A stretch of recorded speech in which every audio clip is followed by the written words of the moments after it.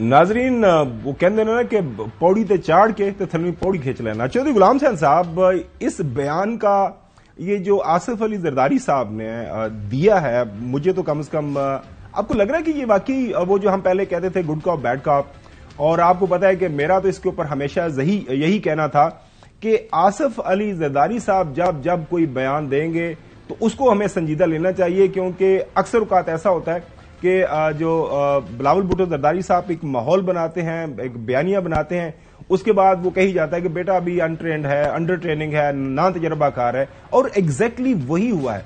आप किस नजर से देख रहे हैं कि ये लगता नहीं आपको कि थोड़ी सी ज्यादती कर दी है, थोड़ी सी नहीं काफी ज्यादा ज्यादती कर दी है?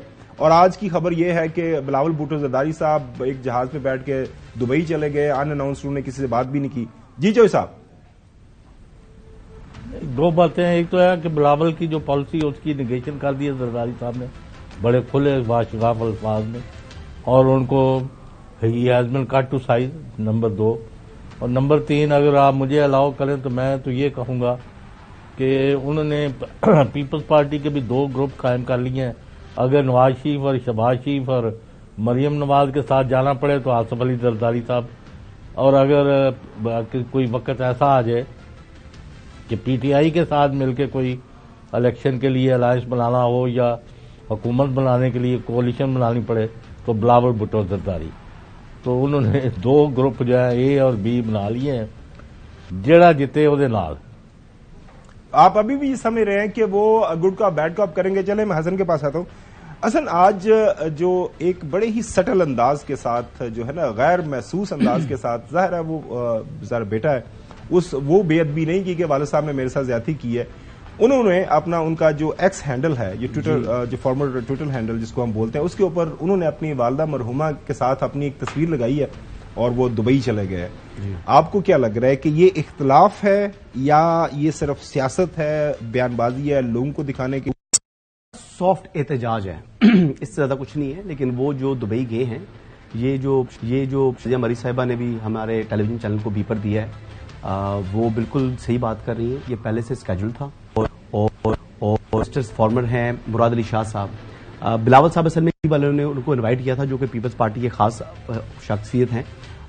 उन्होंने कहा, तो फिर उन्होंने कहा जी कि चेयरमैन साहब नहीं आ सकते क्योंकि उन्होंने केपीके के दौरे के बाद दुबई जाना है। उनकी ऑलरेडी ये जो दौरा है ये स्केड्यूल था। It has nothing to do with ये जो रात को इंटरव्यू दिया है फॉर्मर प्रेसिडेंट आसिफ अली जरदारी साहब ने।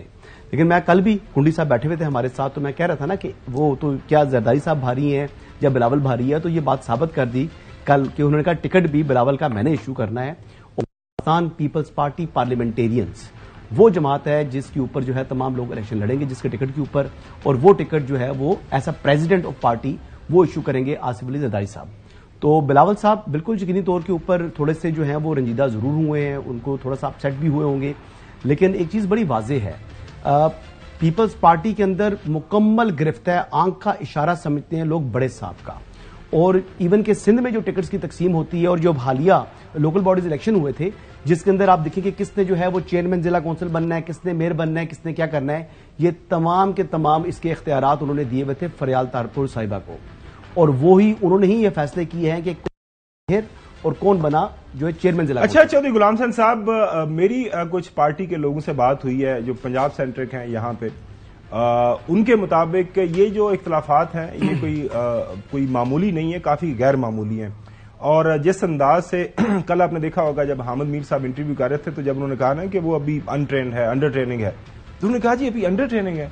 जाहिर है एक बंदा वन टर्म किया है, हम देखा कि पार्टी ने उनको एक कामयाब जो वजीर खारजा के तौर पर पेश किया, एक यंगेस्ट एक पार्लियामेंटेरियन पॉलिटिशियन के तौर पर वो आगे आए और अब भरपूर अंदाज से वो सियासत को आगे लेके जा रहे थे।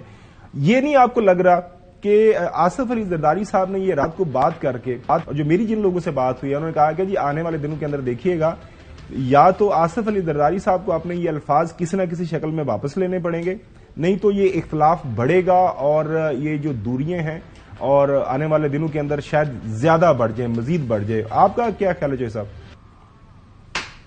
नहीं, जिस तरह की सूरत पैदा हो गई है फिर सुलह सफाई तो होनी है। बाप बेटे में कितनी दूर तक जा सकते हैं ये मैं नहीं कह सकता, लेकिन इससे दरार एक पड़ गई है जो वापस नहीं होनी। 2 दड़े बनेंगे। मैंने मेरा कल आपको लाइटर साइड पर बात की थी, लेकिन मैं एक पीटीआई के अहम उहदेदार भी रहे हैं और इस वक्त अहम मुद्दे पर हैं। उन्होंने एक बात मुझे कही थी कि पीटीआई के एक डेलीगेशन की बिलावल भुट्टो जरदारी के एक डेलीगेशन से मुलाकात मुतवक्को है, एलानिया होती है या प्राइवेट, तो फिर जाहिर है उस लेवल पर रोज तो बात होती नहीं है। तो मैं अब नहीं कह सकता कि वो किस हद तक आगे बढ़े हैं मुज़ाकरा।